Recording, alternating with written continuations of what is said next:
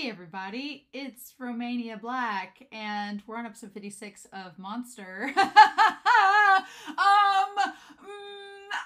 We talked about for several weeks now that if we're looking at the story as a 4-act structure, we are in the middle of Act 3. And theoretically, if we're looking at separating this entire series into 4 parts, we're nearing the end of Act 3. Episodes 56, 57 were supposed to be, by my calculations, I'm not great at math, so don't quote me on it, but we're supposed to be kind of the ends of Act 3, getting ready for the final act, which is going to be leading to our climax and conclusion. And so far, the story seems to be going that route.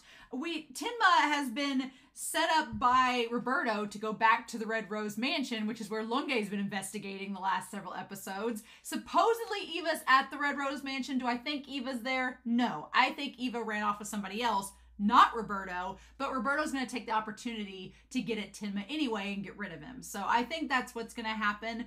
And meanwhile, Verdeman had a breakdown last episode, and we came full circle with his character. And then Lunge is like just having fun on his vacation, trying to figure stuff out. But I feel like Lunge and Tenma's paths are going to cross either this episode or next episode if they both show up at the Red Rose Mansion with Roberto. Would Lunge kill Roberto? I think he would. I really do. But I don't know. The hows and whys and all that are left unsaid. Meanwhile, we don't know where Eva is. I think she's with either Nina or Grimmer. Maybe Reichwein, but I don't think it's Reichwein. And then things are crazy. We haven't seen Johan. Who knows where he's at? I think it's all leading up to Act 3, which is the twist, which we've been finding out about the author, Franz Bonaparte, who I think is Johan's father. Finding out about him slowly but surely, little mysterious things with the twins, just stuff coming out of the woodwork. And I think we're about to transition either this episode or next episode into the final act. So, with that being said, I do have a couple comments I want to talk about before we dive into this week's episode. First, Death to Boredom talked about how Tenma, way back several episodes ago, like in the late 20s and the 30s, I think, it's been a long time, encountered a couple with a police officer who was a dad who was dealing with the fact that their son was a criminal. Meanwhile, we have Verdeman, who is a lawyer dealing with the fact that his father was a spy and a war criminal. So we have 2 cases where people tied with the justice system have to deal with the fact that their child is a criminal, and what do they do with that? And what's interesting about that comment is that in both cases, the figure that's involved with justice, the dad and the son, both still care about their son and father who are criminals. Despite that, they still care about them in their own way and want to uphold justice, for their sake, despite those things, which is interesting to me.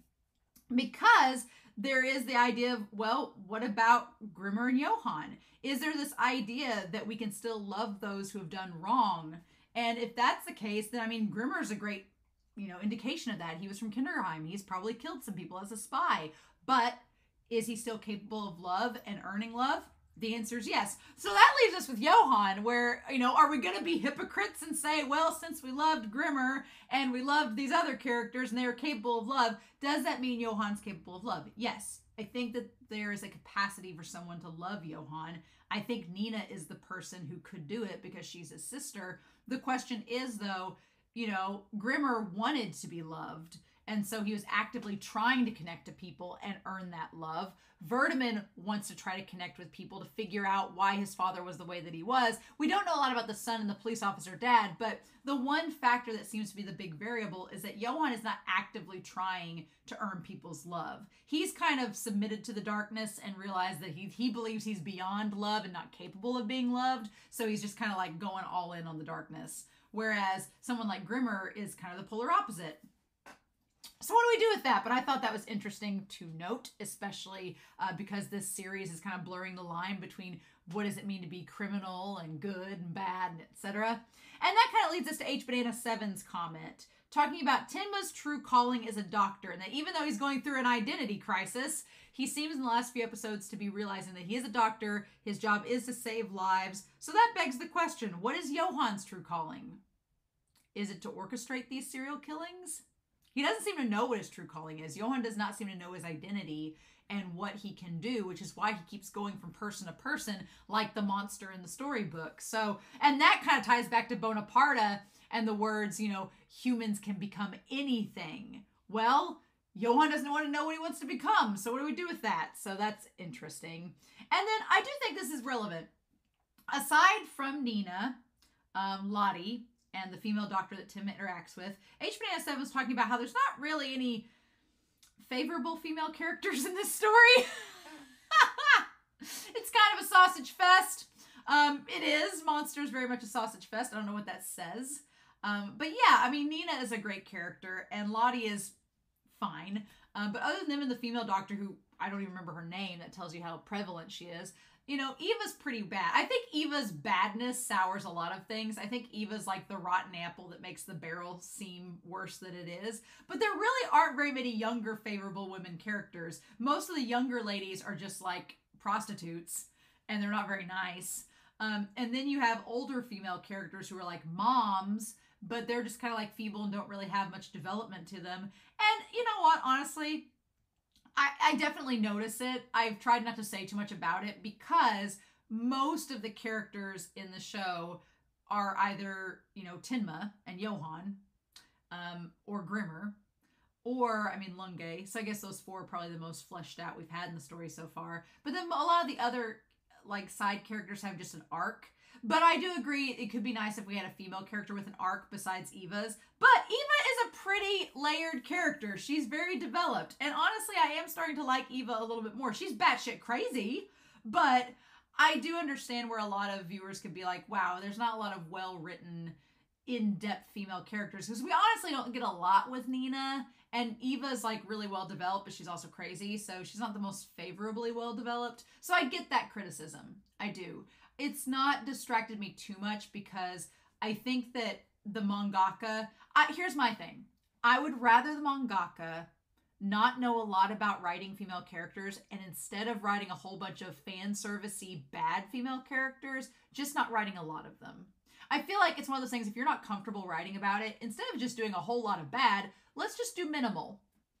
And I could definitely see that a lot of the female characters aren't written favorably, but I can overlook it because there's not like the weird fan service or awkwardly really bad characters. Like Helene's a ditzy blonde, like she is. And you know, to say that it's funny that that's the character archetype focused on in that episode, in episode 54, but I'm fine with it because I know people like her. So I'm like, no, I understand that character completely. So yeah, it is something that is interesting to think about.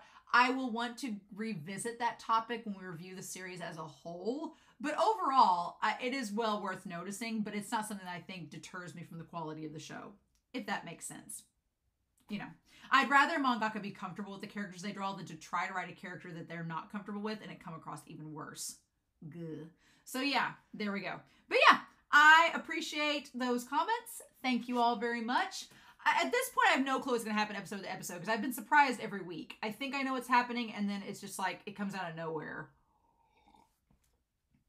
And I'm like, well, what do we do with that? And so here we are. But yeah, I have some like pomegranate cranberry juice, and it's like just that tart, bitter taste. Feels very appropriate for Monster, though. So we're not going to waste any more time. We're going to dive right in and see what we get with this episode. I've talked for nearly 10 minutes. So we are going to start episode 56 of Monster and see what we get. And we're going to do that here in 3, 2, 1, and let's see what happens.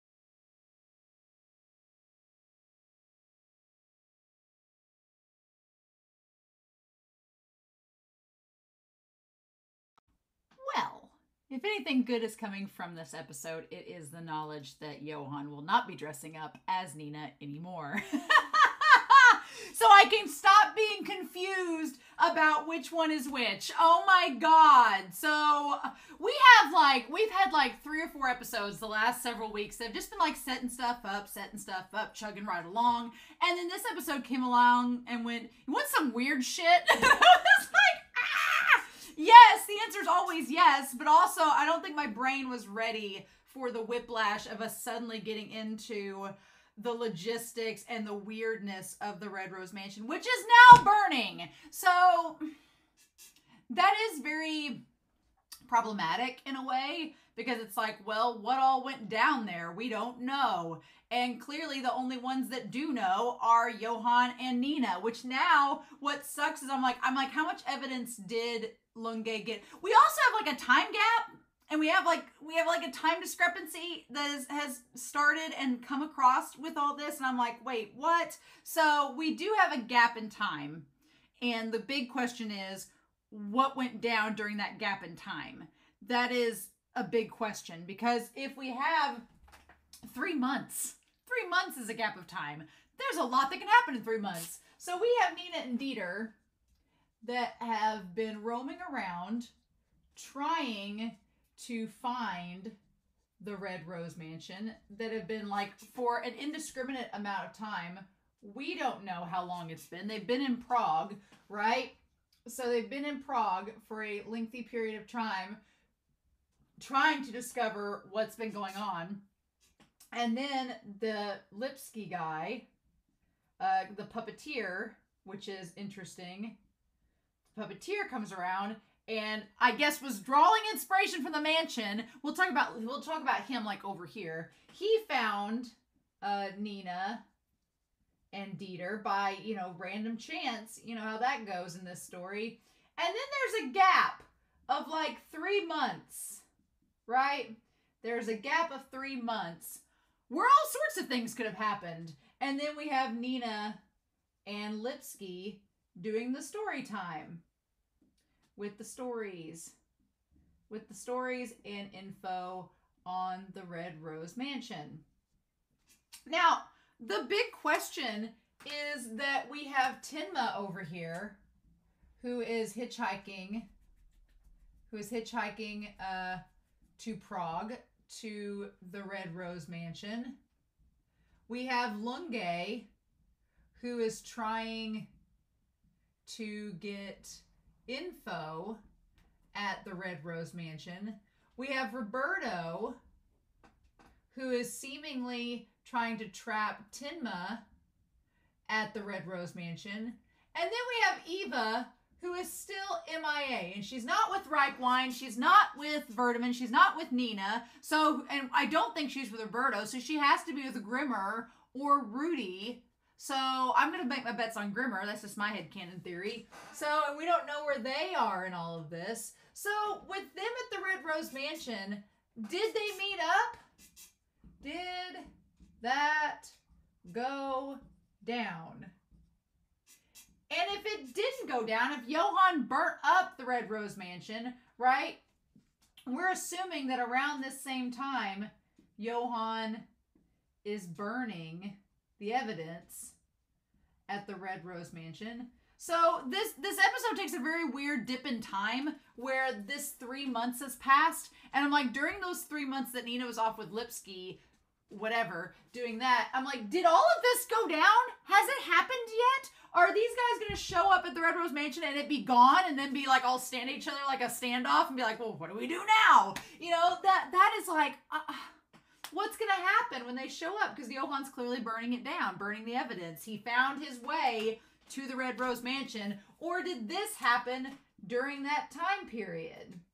When she was away, did he, because Lipsky makes the comment that he's not really going to the Red Rose Mansion anymore because he's found inspiration in Nina. Not creepy at all. We'll talk about him. But I'm like, during that time, did Johan go to the Red Rose Mansion and burn it down? And so are they going to go back to the Red Rose Mansion the same time they're all going and find out that the evidence is gone?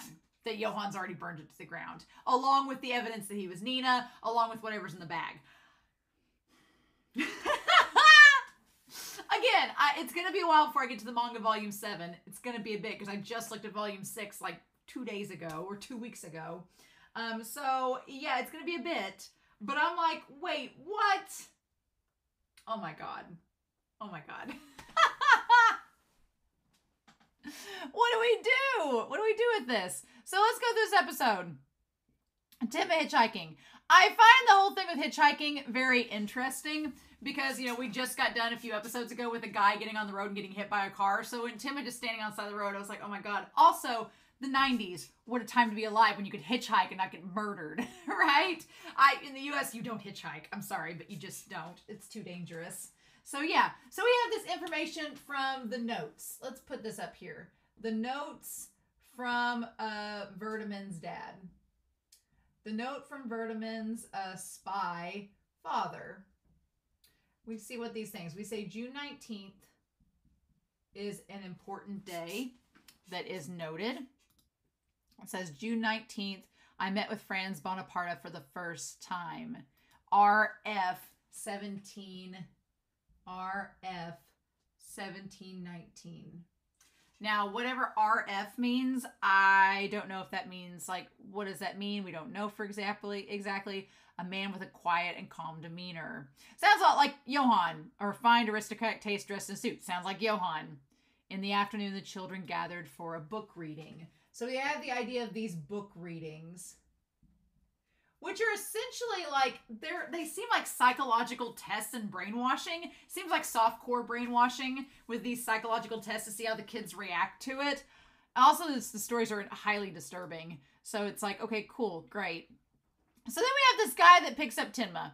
Stops, seems like a decent, nice guy. But you know what? Ever since we've had all of these issues with people in cars getting threatened and all this jazz, I just can't help but feel very nervous whenever Tenma's in a vehicle. He's been assaulted by Lunge in a vehicle. We've watched people like get hit by cars. We've seen people get kidnapped and taken away by cars. I don't know if I'd get in a car if I was Tenma, but he has no choice. He has to get to the Czech border. So he talks about in the afternoon the children gathered for book reading and a very strange mansion, the Red Rose Mansion.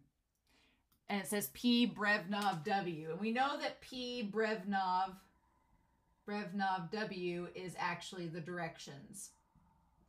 We have that noted. Good to note. Yes.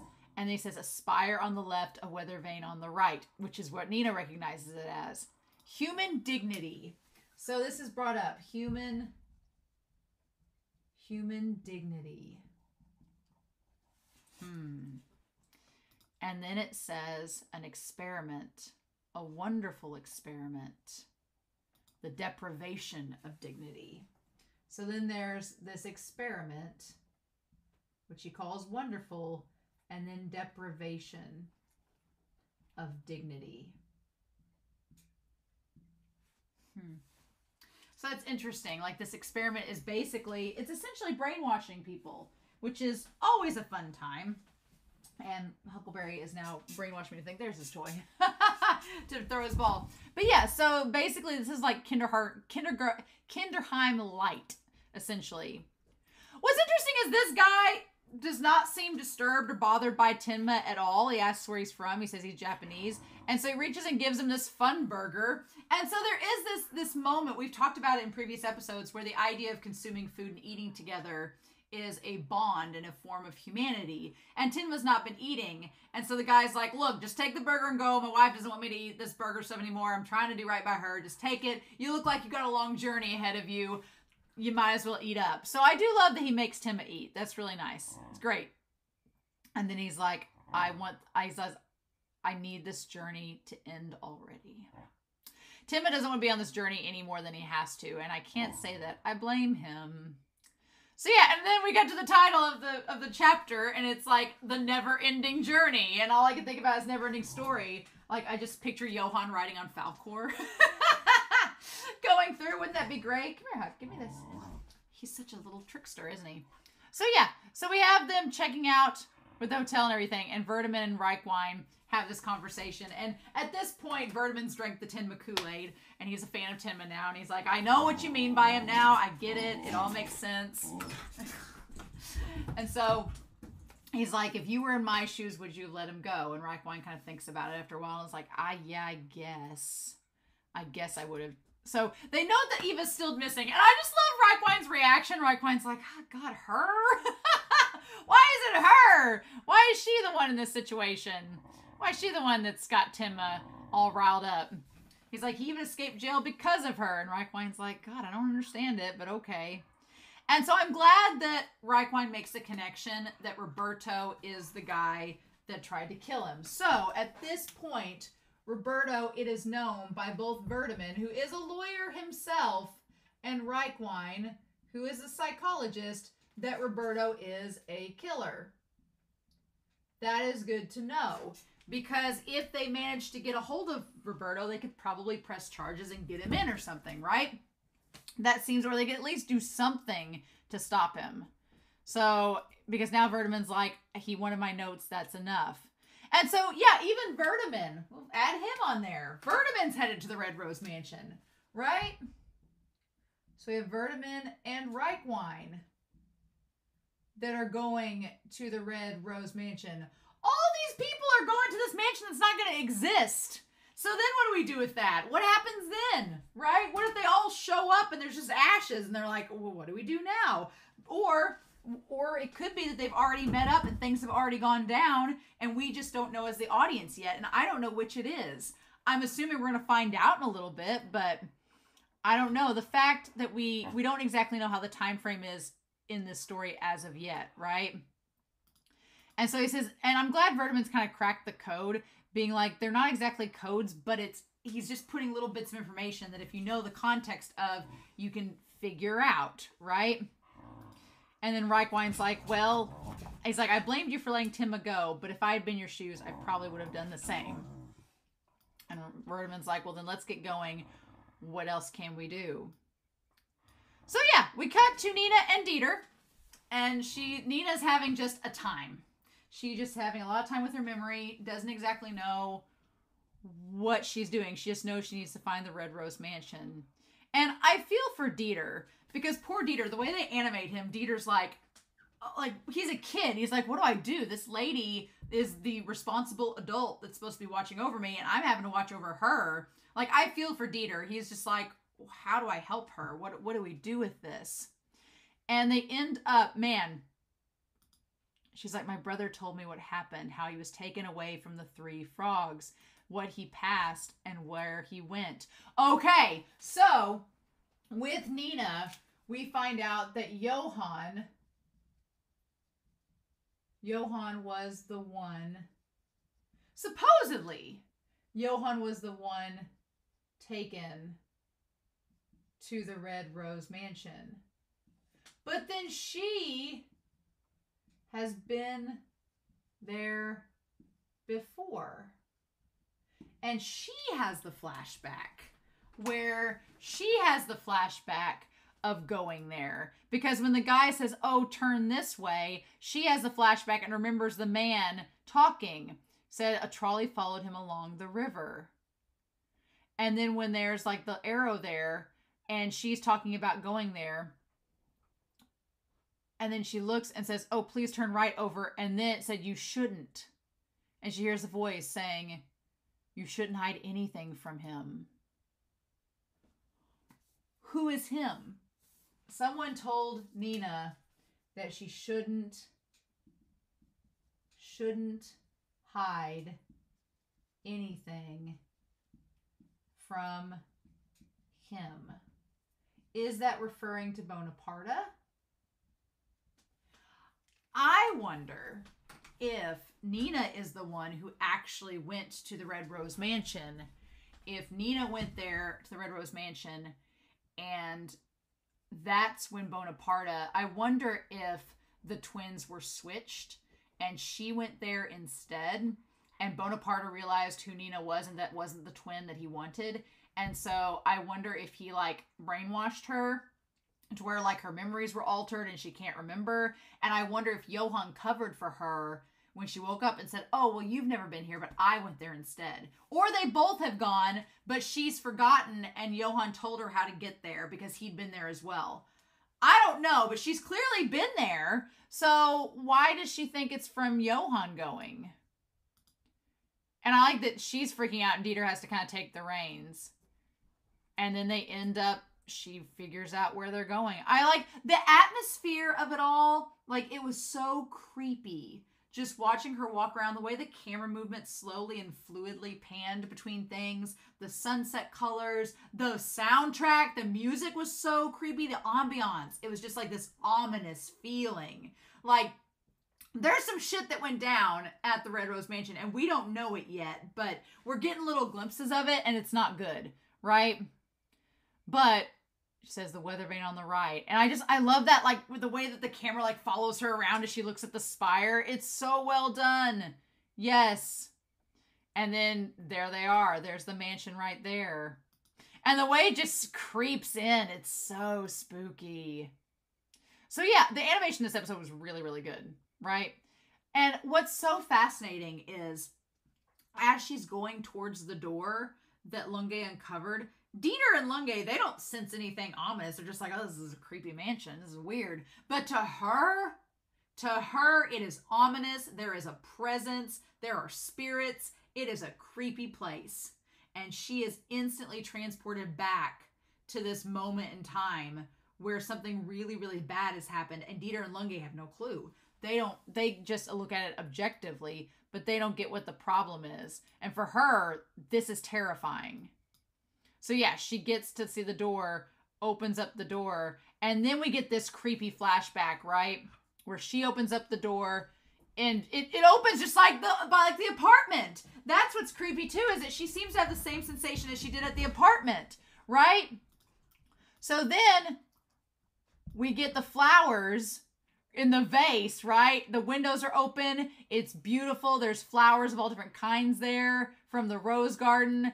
The wine that I'm sure was poisoned is dripping onto the table. There's all these guys, and she, as a child, is looking, and in the mansion at the tables are all these men who have died on the floor, right? And she sees them. And they're above the mantelpiece. You see the mantelpiece that we see the picture of her. Above it is just a picture of roses. Like, it's not the same. So then the question becomes, who poisoned all the men? Right? Because they're all men standing there, right? They all seem like they're men. Maybe there's a woman there. It looks like there's maybe a couple women, possibly. So the question is, who poisoned who at the Red Rose Mansion? Because this goes back to Lunge knowing all the dead bodies, right? And then why were they there? Why were they poisoned? Why were they there? Did Johann poison them all? Did Bonaparte poison them all? It seems like it might be in the family. But why? But they all were poisoned there. And she saw it. And then she sees the kid standing there. And then it's probably Johann saying, welcome back. And Dieter's like, well, why is there all these stains on the floor? What are all these blood stains for? What? Or wine stains. Like, there's nothing in the room. And that's when she collapses. So, yeah. So the big question is, did Nina witness these murders at the mansion with her mom by chance? Or when she was brought to the mansion, did she witness the murders and it, like, traumatized her to the point where she forgot about it or trained herself to forget about it and then went back to the Three Frogs and Johann's like, oh, welcome back, dressed as her? I don't know. We don't know the answers to these questions, and it's frustrating, right? It's very frustrating. So then we cut to this guy with the puppet telling the story of the man slaying the devil. And man, if there is a type in this show, the Kinderheim graduates all have a type. But he's not a Kinderheim graduate. He was a reject, right? He wasn't the special one. He was brought there, but he didn't pass the test. But they all have a look. They all kind of look like Grimmer. He's even got a duffel bag like Grimmer, got blonde short hair, meets the criteria. The devil has been slain. Then he looks over and sees the people with the puppets that are playing the song next to the boombox, and it's like, really? He's like, I need a boombox, then I'd be fine. I like Lipsky's character enough. He's fine. I don't have anything against Lipsky. The one thing that's kind of creepy is that he's developed a liking to Nina. And Nina seems so innocent. I'm like, girl, do you not realize this guy is kind of creepily liking you? It's not, it's so weird because it's not really creepy. Him making a puppet out of her, though, and he's only known her for 3 months, it's a little creepy. I don't know. I feel like as a woman, if I was getting to know a guy and I only had known him for 90 days, Do I think that him making a puppet of me for his show would be a little bit off-putting? To me, I'd be like, how about we wait 6 months? How about we wait till we like know each other for a year or are dating or anything like that? But I don't know. This guy carving her boobs out of wood too is also kind of creepy. I'm like, I don't know. I don't feel, I'm not going to judge Lipsky too much because he seems like he's got some issues, some inner demons for sure. And he's a byproduct of this pseudo Kinderheim. So sure. But I'm also kind of like, I don't know. He seems nice enough, but I'm very reserved with him. I'm like, I don't know. The puppet thing could have waited. If he wasn't creating a puppet of Nina, I probably wouldn't have felt so bad. But I was like, it just kind of rubs me the wrong way. Now, the question is, he seems like he's part of those reading groups, which is who Verdeman and Reichwein are looking for. So Lipsky could actually be kind of helpful to them. He's the witness that they need. So even if the Rose Mansion is burnt to the ground by Johann, if Lipsky can make it to Verdeman and Reichwein, we have a story. We have something to go off of. He knows enough, and Nina can connect to him. We can do something with that. Great. Let's go with that. Let's make that work, shall we? That would be amazing. So yeah, then he goes back. When he went back, I thought that, and we just saw Nina sitting there looking happy. I'm so conditioned to seeing happy Nina be Johann that I, for a second, I thought a lot of things in this moment. I thought at the intermission that one, Johann was seducing a man, seemed to track for his character. I thought that was going on. I thought Johann was going to kill this guy because he has ties to Kinderheim and may know something about him. I thought a lot of things. But then when we saw Dieter outside, I'm like, okay, this can't be Johann. It has to be Nina. So, good deal. The problem is, with Mr. Lipsky, the problem is she's like, oh, I think your puppets are wonderful. I'm like, girl, maybe she's fine with it. Maybe she's got just weird tastes. I'm like, the puppets are kind of creepy. It's fine. It's cool. He seems nice enough. He's looking out the window. Dieter seems like he's having a good time. Okay. The thing I worry about most is still the fact that Sook and Lunge and them are looking for a blonde woman along with Grimmer, and Nina still meets the criteria. So even if Johann has gotten rid of that outfit and that persona, Nina's still around in Prague, which to me puts her in danger and Dieter in danger, but whatever. So, and what does he say there? He says, oh, well, what does he say there? He's like, the one I'm making, because he talks about the Avenue Q, which it says Town Q, which kind of seems like Avenue Q, which is a puppet play, right? And what does he say there? He says, business was as bad as usual. And she says, oh, but your puppets are so wonderful. And there's a female puppet there. Okay, that's fine. He says, the one I'm making now is even better. But he doesn't want to talk about it and say that it's her, you know. He does close the blind with Dieter out there. And he leans up against the window and says, once I finish, you'll be the first to see it. Him closing the blind with her there where she can't see Dieter. And he's like creating a barrier between them and Dieter. That rubs me a little bit the wrong way. I don't know. I want to trust this man. I want to believe he's okay.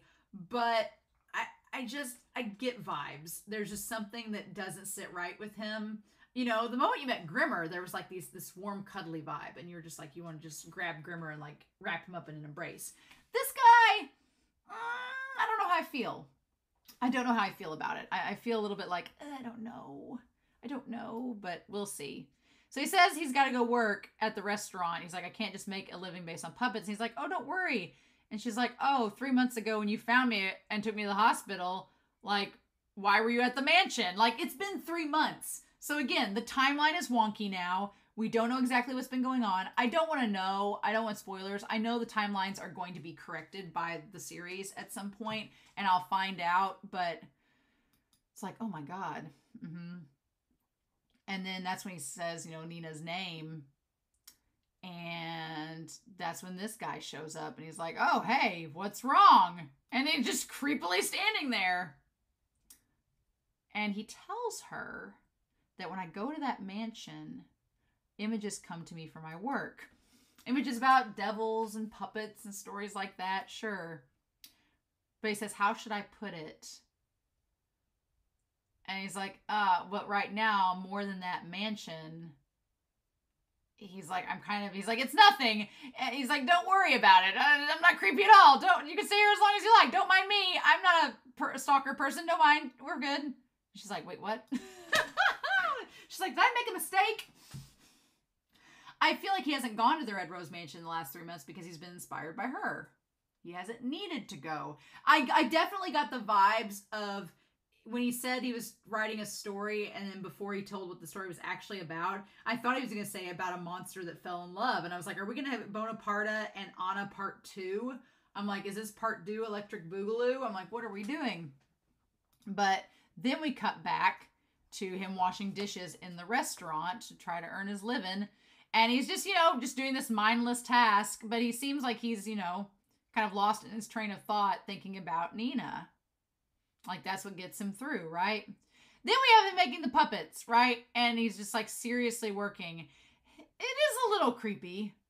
It just is. Yeah, especially him carving out, her boobs. It's just, I don't know. Kind of creepy. I'm just saying. Because, and then saying her name fondly. And then she shows up! I'm like, and he's like, oh, don't mind me.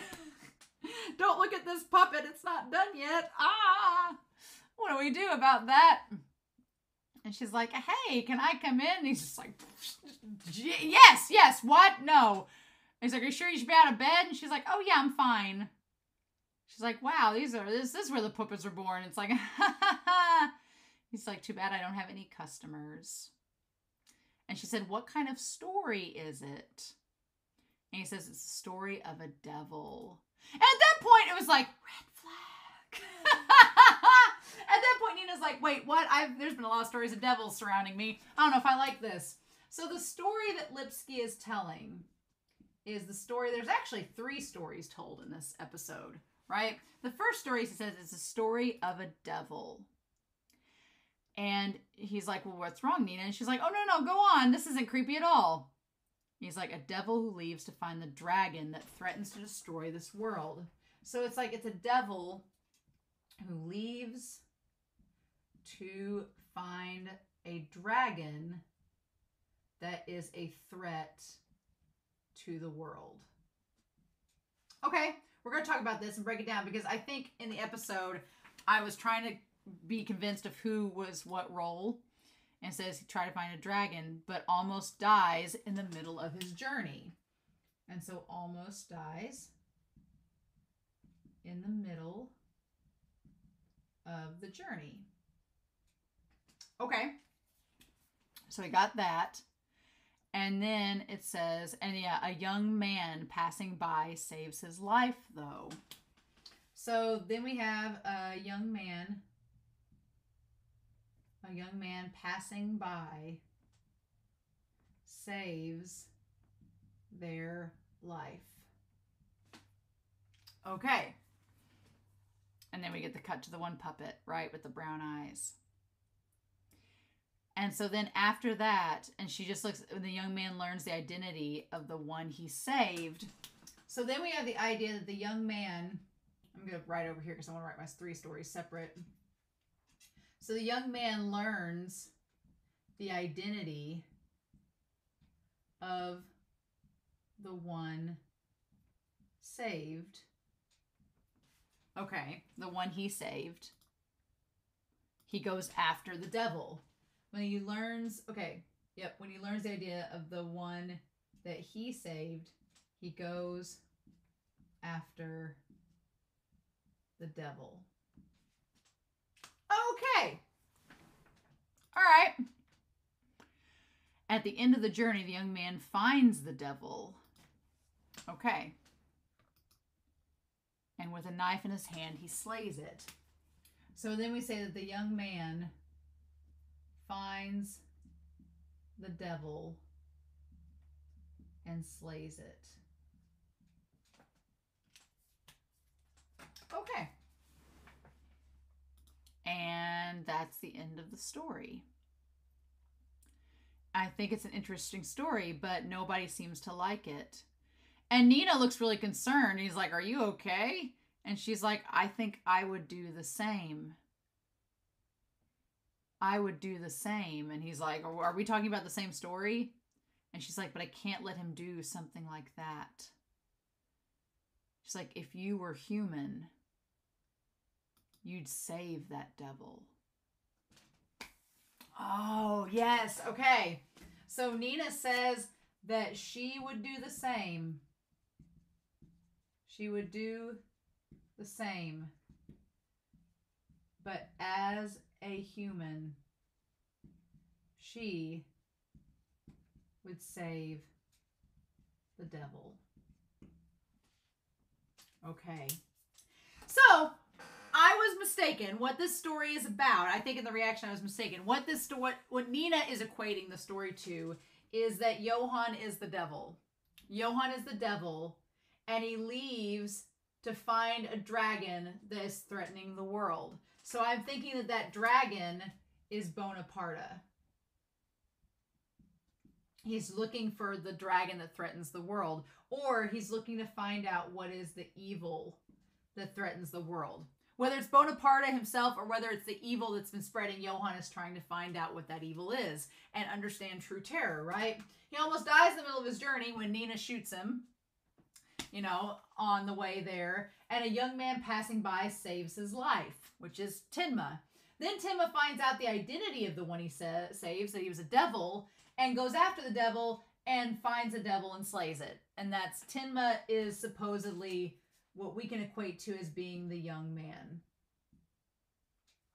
And what Nina is saying is that she's thinking back to when Tinma was telling her, being like, I shouldn't have saved him, but now I have to go finish the job. And she's like, I would do the same that you did. She's like, as a human, I would have saved him.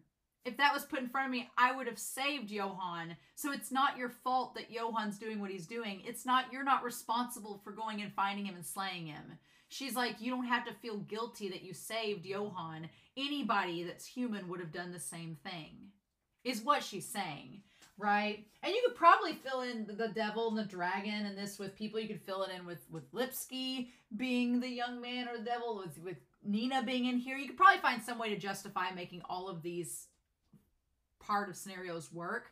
But the thing of it is, you know, as a human, she's like, the point is, you saving Johann is not making you responsible for tracking down and killing him and slaying him.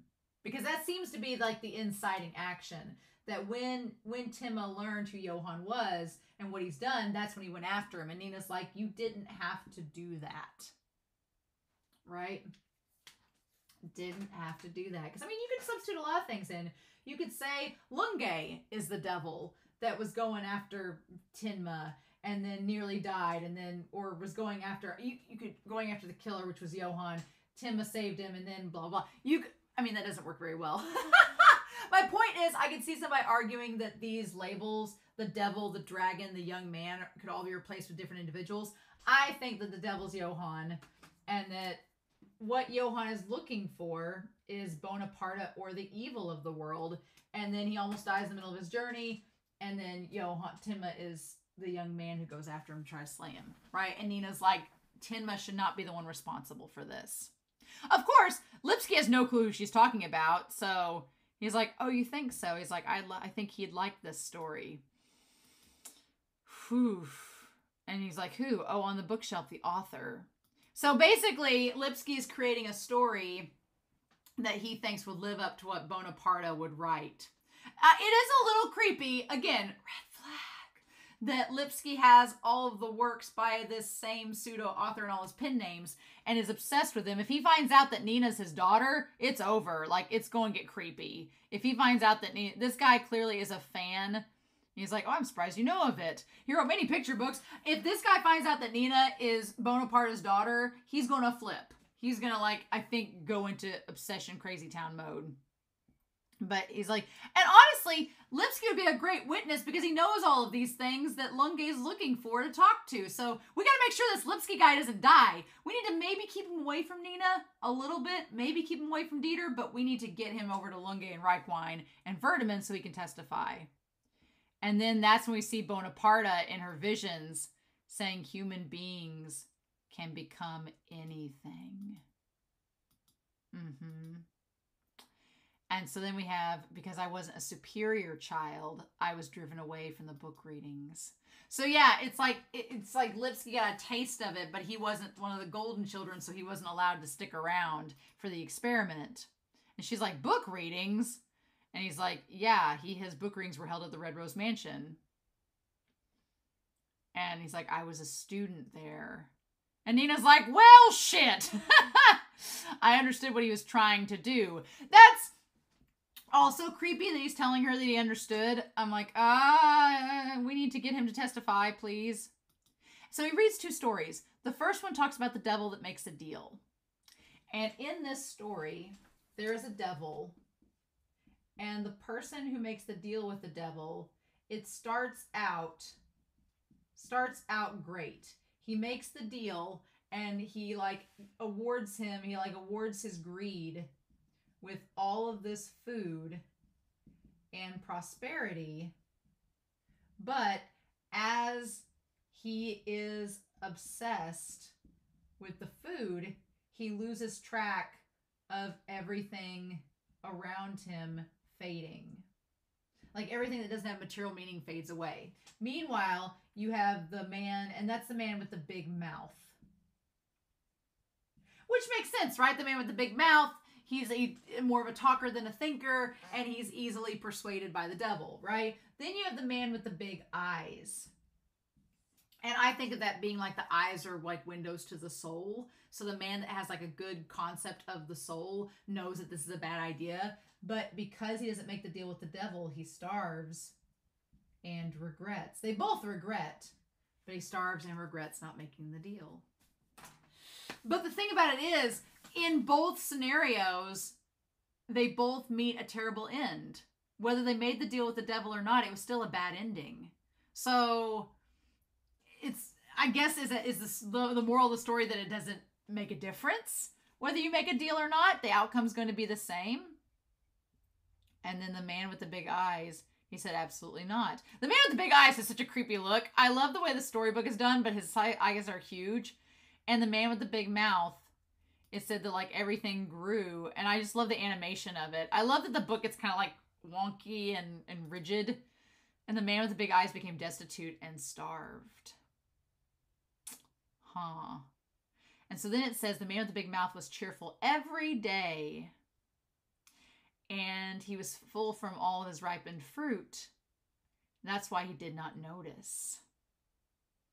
This flower garden was wilting away. A garden where no flower would ever bloom again. The man with the big mouth cried and muttered that I should never have made a deal with the devil. Meanwhile, the man with the big eyes was so hungry that he thought he would die.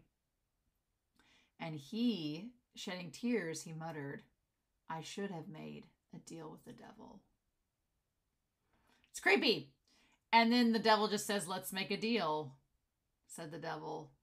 Ugh. It's creepy. But yeah, it's the storybook, the man with the big eyes, the man with the big mouth. And it's talking about, like, I guess the man with the big eyes is supposed to be like idealism, you know, like the idea that, I guess what it's tying to is the man with the big eyes. He's idealistic and says that, oh, well, I'm never going to do anything bad. And because of that, because he doesn't take action on anything, then he ends up starving. And the guy with the big mouth is like, oh, sure, I'm gonna take everything without question. And then he ends up, you know, suffering from it too because he didn't think about it enough. But it's like each Friday at 3 o'clock in the afternoon, we would gather for the book readings. Which is creepy, right? We would sit around him and listen as he read us a book. And with his kind voice, his very calm and kind voice. Yeah, and it's just like Johann, what Johann's been doing with the kids. It doesn't seem like it's anything bad. Johann doesn't seem like he's doing anything to harm the kids, but he is gathering around them like a certain time every week, right? Was it Friday? Was it the boy? Well, Thursday reader was the Thursday boy that was supposedly the one that was cursed. But yeah. Or was it Friday's boy? Was it Friday's boy that was the curse? Way back during Schubert, was it Friday, the boy, the Friday reader that was the problem? Was that it? That would tie to every Friday. I think, did Johann gather all the kids back then on Fridays? Maybe. That would be a weird tie-in with Bonaparte. Maybe. But yeah, it's kind of the same thing, right? The same thing he was doing. And when he finished reading a story, he would ask us, What do you think that it meant? The meaning of the story. Do you understand? Ugh. And she's like, I understand. She's been there. He said, I understood after reading it many times. And then he would take another picture book in his hands and go again. Yeah, the God of Peace. This one was, I think the God of Peace was creepier. And he says, all right, let's try reading this next.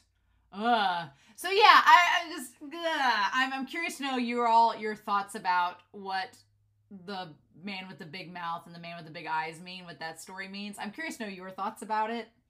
Interestingly enough, I want to hear what you all think the interpretation of it is.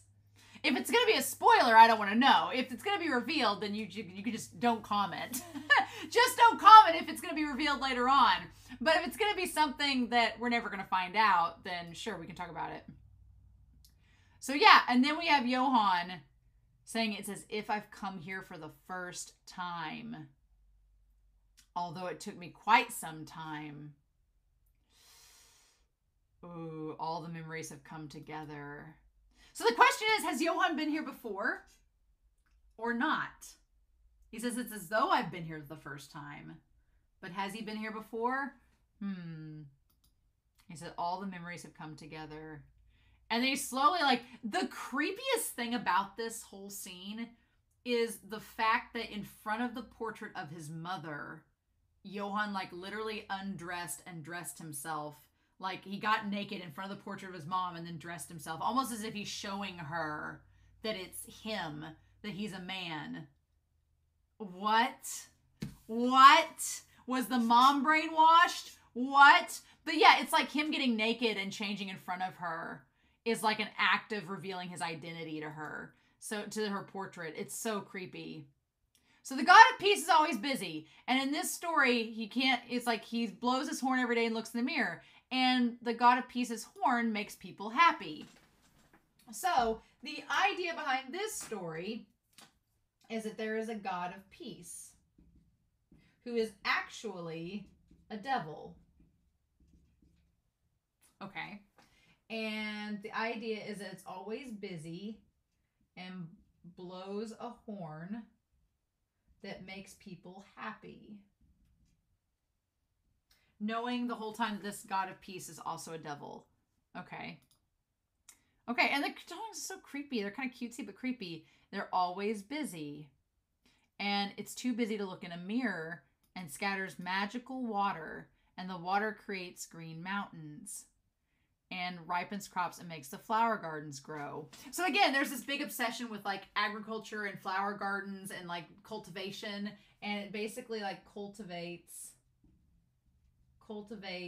and grows things, which seems tied to children and growing in a garden. It seems like it's tied to that idea that they're growing. You could tie, if you're going to brainwash kids with make them drink the Kool-Aid, it's magical water. You can tie that into it. Absolutely. It's like these little subliminal code words, right? The God of Peace is always busy. He's too busy to look into a mirror, and he gives everyone a name. And the creepy thing is, if you're brainwashing people, there's all these subconscious subliminal repetitions, like Otto, Hans, Thomas, and Johann are repeated over and over and over again. And Johann's always the one that sticks, right? Your name is Otto. Your name is Hans. Your name is Thomas. And then the one that's called Johann has the red cap with the feather, just like in the other book, right? Johann gave his hat to the god as a gift in return. So, in this story, Johann is singled out. Johann is named, right? Johann is named and gives a hat to the god. He basically gives the god a reason to self-reflect. Is basically what happens, right? He gives the god a gift in return. And then the god was very happy and wanted to see themselves. But when he stood in front of the mirror for the first time, when the thing flips around and it's the devil on the other side, that's creepy as hell. That's a creepy mofo. When he saw in the mirror was a devil. What? And the devil spoke to him and said, I am you and you are me. Okay. Okay. Ugh. Yep. And then, oh no, no one can live in peace with a devil like this. Okay. No one can live in peace with a devil like this. Ooh, we're going to talk about this here in just a second, right?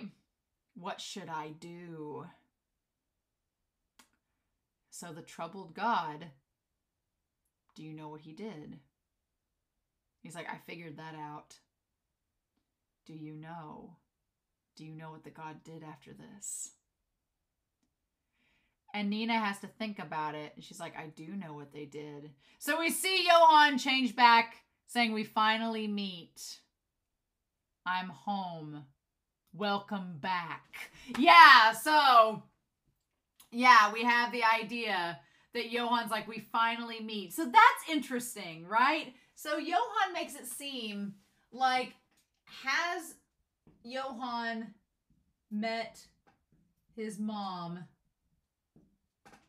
or has he not met her as a man? Did she not know that her kid was a boy? That's the thing too. And he says the whole, I'm home, welcome back. And we know the whole welcome back thing. Nina said, I'm home. And Johan, who we think might have been dressed as a girl, said, welcome back.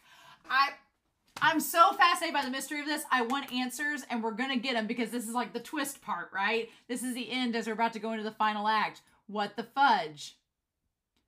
And he says, it's me, Mother. He says, I don't even think you could have told us apart. So he was dressed up as a girl. I am 90% convinced he was dressed up as a girl, and the mom was brainwashed to believe that she had a daughter, and that was it. And they were taking the one kid to be indoctrinated while leaving her with the other. But it showed her with the twins when they looked different. So and he says, I don't think you could have told us apart. That goes back to Milosh and Johan being like, I don't think, he's like, oh, my mom will recognize me when she sees me. I don't think she didn't recognize Johan. I think something happened. And Johan, they thought they were taking Nina, or she thought she had Nina, and she didn't. Or she thought she had Johan, and she had Nina instead. And he got mad because he's like, you couldn't tell us apart. I want to know, damn it. And the show's going to tell us eventually. It's just going to make us wait. I am her, and she is me. I am you, and you are me. Johan's been read that story quite a few times, and it's stuck, right? Oh, my God. Oof. I understand everything now. Where we came from and where we are heading. So yeah, where are they heading? What is going on? What's the deal? Right? He says the weather outside is wonderful, Mother. Oh. Like, but you're not going to see it. I thought for a minute he was going to like paint over the painting so that they wouldn't see it was her anymore. But no, he pours the lighter fluid. And Johan has a thing for arson. Let's just be real. Oh. And then he says, let the flames engulf everything. It almost looks like he's crying in that scene, too. What the fudge? And then, yeah, it just burns up. And he just walks away and leaves it. Oh, my God. That shot of him just walking away from the portrait of her. And then that's when Nina's face, like the animation of this episode was really, really good. The animation was amazing this episode. Her just realizing something. And she's like, I understand the God. Uh-huh. And she holds the gun, right? She holds it in her hand and he's like, Lipsky's like, what are you doing? And then she holds it up like what Johan wanted her to do. Mm-hmm. Pointed the gun at his forehead.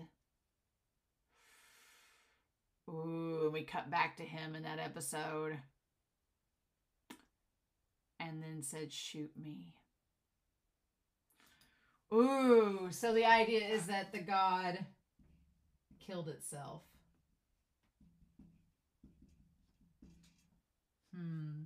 So the idea behind that story is just the idea that it almost seems like all these stories are really negative. They're all really negative. But that story is like kind of like, oh, well, there's no point in peace because peace is at the sacrifice of something else. Peace is just, in that story's moral is that peace is useless because it's going to arise from someone. It's going to arise, peace is a devil. It's going to arise from someone getting hurt, so there's no point in it existing. So if you commit some act, even if you think that it makes you good, it's actually, it's kind of like just suggesting that you all have devils inside of you. The only way to get rid of the devil is just to eliminate yourself and free yourself from this world, and then you won't have to worry about it. Or at least that's my take on it. Now, I'm sure some of you have different takes down below. My only thing is, if you're going to tell me the interpretations of the story, I don't want them being tied to spoilers or the future plot. If it's just like an interpretation that's not going to be impacted by the plot later on, sure, I'd like to talk about that in a future discussion. But if it's going to be revealed to me later on, then I don't want to know. I want to wait and find out. Because a lot of times, like with the monster story, we revisit it over and over again. I have a feeling we're going to be doing that with some of these stories. But yeah, Johan's trying to eliminate the mystery so we can't find out, damn it. I want to know what the deal with the Red Rose Mansion is. I want to know what the deal with Bonaparte is. I want to know what the deal with the mom and Johan's deal with her is. Like, did she not recognize him? Why? What's going on? I want to know the deal with the 3 months timeline. Are all these guys going to show up and there be ashes left at the Red Rose Mansion? What about Dieter? What about Lipsky? Should we trust him? This episode was exactly what I needed out of Monster, and the mangaka knows what they're doing. They're like, yep, Urasawa's like, oh yeah, this is about to be the end of the third act. That twist is coming. Here we are. So now we just gotta wait for next episode to see the final part of the twist before we transition to the final act. Because all the pieces are coming together, but it's like it's all coming together to nothing. So what do we do then?